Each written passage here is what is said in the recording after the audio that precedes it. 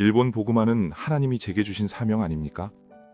그런데 이렇게 돈 때문에 고생하게 하시면 어떻게 합니까? 이번 주까지 50만 달러가 필요합니다.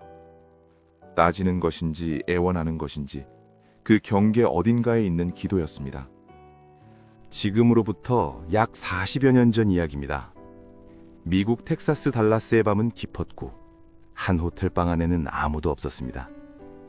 세미나를 마치고 홀로 돌아온 한 목사는 자리에 앉지도 못했습니다. 머릿속에는 숫자 하나가 떠나질 않았습니다. 50만 달러, 한화로 5억 원이었습니다. 그 돈이 이번 주 안에 채워지지 않으면 수년간 이어온 일본 방송 선교는 그대로 끝이었습니다. 사람에게 손을 벌릴 수도 없었고 방송 도중에 도와달라는 말을 꺼낼 수도 없었습니다. 그는 무릎을 꿇었습니다. 그리고 하나님께 그 숫자를 그대로 내놓았습니다. 그런데 놀라운 사실은 다음 날 아침에 일어났습니다. 이 이야기의 주인공은 조용기 목사입니다. 훗날 성도 83만 명을 넘어 기네스북에 세계 최대 단일교회로 이름을 올리게 된 여의도 순복음교회의 설립자. 그가 아직 세상의 이름을 널리 알리기 전 일본이라는 단단한 땅을 복음으로 두드리던 바로 그 시절의 이야기입니다. 1980년대 초 조용기 목사는 이미 한국에서 방송선교의 새 역사를 쓰고 있었습니다. 극동방송을 시작으로 기독교 방송, 아세아 방송을 거쳐 MBC TV까지 매주 30분씩 전국의 설교가 울려 퍼지던 시절이었습니다. 그러나 그의 눈은 이미 한국을 넘어 일본을 향하고 있었습니다. 하나님께서 그에게 분명히 명령하셨기 때문이었습니다. 일본으로 가라. 그 땅을 복음으로 덮으라고. 그런데 일본이라는 땅은 복음 앞에서 유독 단단하기로 이름난 곳이었습니다. 인구 1억 2천만 명 가운데 개신교 신자는 단 30만 명. 그리고 그 가운데서도 1년에 한 번 이상 교회 문을 넘는 사람은 고작 5만 명에 불과했습니다. 복음이 뿌리내리기 너무나 척박한 땅이었습니다. 수백 년의 역사 속에서 수많은 선교사들이 그 땅을 두드렸지만 일본은 여전히 굳게 닫혀 있었습니다. 그 단단함은 단순한 무관심이 아니었습니다.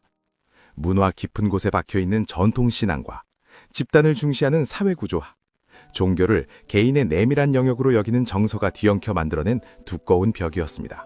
더 큰 문제는 따로 있었습니다. 당시 한국 정부는 선교 목적의 외화 송금도 엄격히 제한하고 있었고 그 규제 앞에서 일본 사역을 위한 재정은 언제나 벼랑 끝에 서 있었습니다. 일본 현지 성도들의 헌금을 모으자니 성도 수가 너무 적었고 서울에서 돈을 보내자니 법이 막았습니다. 그렇다면 미국에서 후원을 받으면 되지 않겠느냐고 생각할 수도 있었습니다. 실제로 조용기 목사는 미국 교회들을 다니며 일본 선교의 비전을 나누었습니다. 그러나 돌아오는 반응은 언제나 비슷했습니다. 일본은 세계에서 가장 부유한 나라 가운데 하나 아닙니까? 왜 우리가 그들을 도와야 합니까? 경제 강국이란 이미지가 오히려 선교의 문을 닫아버리는 역설이었습니다. 만약 인도나 아프리카를 위한 헌금이었다면 미국 성도들의 손은 훨씬 쉽게 열렸을 것입니다. 그러나 일본은 달랐습니다. 부유하지만 영적으로 가장 가난한 그 나라를 위해 지갑을 여는 사람은 많지 않았습니다. 그 무게를 짊어지고 도착한 곳이 달라스였습니다. 빌 베버 목사가 심우하는 프레스턴 침례교회에서 세미나를 인도하는 일정이었습니다. 강단 위에서는 말씀을 전했지만 강단 아래 그의 마음속에는 전혀 다른 계산이 돌아가고 있었습니다. 일본에서 선교 TV 방송을 계속 이어가려면 최소 50만 달러가 있어야 했습니다. 그런데 그 돈이 없었습니다. 사역팀은 간곡히 권유했습니다. 세미나 도중에 재정 어려움을 공개적으로 나눠달라고. 미국 목사들이 의뢰하는 방식대로 필요를 알리면 사람들이 움직일 것이라고. 목사님은 항상 하나님의 은혜만 말씀하시니 시청자들은 모든 것이 잘 되는 줄 압니다. 도와달라고 말씀하십시오. 그 말이 틀린 것도 아니었습니다. 충분히 현실적인 조언이었습니다. 그러나 조용기 목사는 고개를 저었습니다. 그는 사역을 시작한 이후 단 한 번도 방송 앞에서 혹은 강단 위에서 재정적 도움을 구한 적이 없었습니다.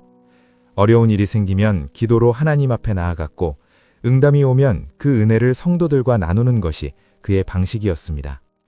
사람에게 먼저 구하지 않는다는 것, 그것이 그에게는 신앙의 원칙이었습니다. 원칙이란 지키기 편할 때가 아니라 가장 버거운 순간에도 붙들 때 비로소 원칙이 된다는 것을 그는 이미 오랜 사역의 세월을 통해 몸으로 알고 있었습니다. 그날 밤 세미나를 마치고 돌아온 그는 무릎을 꿇었습니다. 그리고 이렇게 부르짖었습니다. 이곳 달라스 세미나 기간 동안 50만 달러가 필요합니다. 그렇지 않으면 더 이상 일본에서 방송 선교를 할 수 없습니다. 일본 복음화는 하나님이 제게 주신 사명 아닙니까? 그런데 이렇게 돈 때문에 고생하게 하시면 어떻게 합니까? 이번 주까지 50만 달러가 필요합니다. 따지는 것인지 애원하는 것인지 그 경계 어딘가에 있는 기도였습니다. 아무에게도 말하지 않은 숫자, 오직 하나님 앞에서만 꺼내놓은 그 절박함이 달라스의 밤하늘 위로 올라갔습니다. 그리고 다음날 아침이 밝았습니다. 전화벨이 울렸습니다. 빌 베버 목사였습니다. 교회에 다니는 한 사업가가 조용기 목사를 간절히 만나고 싶어 한다는 것이었습니다. 그 짧은 말 한마디를 들으며 조용기 목사는 직감했습니다. 하나님의 손이 움직이고 있다는 것을. 그는 곧장 프레스턴 침례교회 사무실로 향했습니다. 그곳에서 기다리고 있던 사람은 러셀 본스라는 이름의 사업가였습니다. 그런데 그는 조용기 목사를 보자마자 흥분을 감추지 못하며 말을 쏟아냈습니다. 조 목사님, 오늘 아침 제가 목사님의 설교 테이프를 들으면서 출근하고 있었습니다. 일본 선교 비전에 대해 말씀하실 때 갑자기 제게 하나님의 은혜가 임하고 마음이 뜨거워졌습니다. 그러더니 지금 당장 차를 돌려서 교회로 가라. 조 목사를 만나 50만 달러를 주어라 하는 성령님의 음성이 들렸습니다. 그 순간의 침묵이 어땠을지 말로는 다 표현되지 않습니다. 전날 밤 무릎을 꿇고 하나님께 아뢰었던 그 숫자, 50만 달러가 단 한 사람에게도 꺼낸 적 없었던 그 숫자가 달라스의 한 도로 위에서 핸들을 꺾은 사업가의 입에서 그대로 흘러나왔습니다. 하나님이 직접 그 숫자를 전달하신 것이었습니다. 러셀 본스는 50만 달러를 드리겠다고 약속했습니다.